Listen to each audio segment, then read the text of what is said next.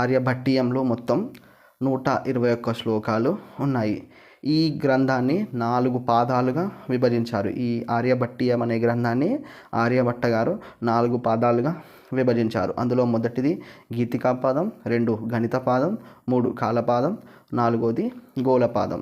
మొత్తం ఎన్ని ఈ ఆర్యభట్టీయం అనేది 4 పాదాలుగా విభజించడం జరిగింది. అందులో మొదటిది గీతిక, 2వది గణిత, 3వది కాల, 4వది గోళ. గీతిక, గణిత, కాల, గోళ ఈ 4 పాదాలుగా ఆర్యభట్టీయం అనే గణిత శాస్త్ర గ్రంథాన్ని విభజించడం అనేది జరిగింది. ఈ గీతికా పాదంలో మొత్తం 10 శ్లోకాలు ఉంటాయి. అదేవిధంగా గణిత పాదంలో 33 శ్లోకాలు, కాలపాదంలో 25 శ్లోకాలు, గోళపాదంలో 50 శ్లోకాలు. మరి ఇవన్నీ కలిపినా కూడా మొత్తం 118 శ్లోకాలు మాత్రమే అవుతున్నాయి. బట్ మనం ఇక్కడ తెలుసుకుంది ఏంటి, ముందు ఆర్యభట్టీయంలో 121 శ్లోకాలని తెలుసుకున్నాం. బట్ ఇక్కడ ఈ 4 పాదాల్లో ఉన్న శ్లోకాలను కలిపితే 118 శ్లోకాలు మాత్రమే అవుతున్నాయి.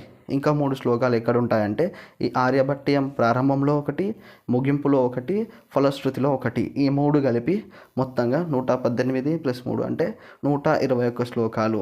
టోటల్ 121 శ్లోకాలు అనేవి ఈ ఆర్యభట్టీయంలో ఉంటాయి. తర్వాత ఈ ఆర్యభట్టీయంలో 4 పాదాలు ఉన్నాయని చెప్పుకున్నాం కదా. ఈ 4 పాదాల గురించి తెలుసుకునే ప్రయత్నం చేద్దాం. ముందుగా గీతికా పాదం. దీనిని దశగీతికా సూత్రం అని కూడా అంటారు. ఈ గీతికా పదానికే మరొక పేరు ఏంటి అంటే దశగీతిక సూత్రం. ఈ గీతికా పదంలో ఎన్ని శ్లోకాలు ఉంటాయి? 10 శ్లోకాలు ఉంటాయి. అందుకే దీనిని 10 అంటే దశ అని కూడా చెప్పొచ్చు కదా. ఆ విధంగా గుర్తుంచుకునే ప్రయత్నం చేయండి. ఈ గీతికా పాదంలో ఎన్ని శ్లోకాలు ఉంటాయంటే 10 శ్లోకాలు ఉంటాయి. కాబట్టి దీనిని దశగీతికా సూత్రం అని కూడా అంటారు. మరి ఈ గీతికా పాదం ఏం సూచిస్తుంది? ఈ గీతికా పాదం ఏం సూచిస్తుంది అంటే అక్షరాలను ఉపయోగించి అంకెలను సులువుగా రాసే విధానం గురించి ఈ గీతికా పాదం అనేది సూచిస్తుంది.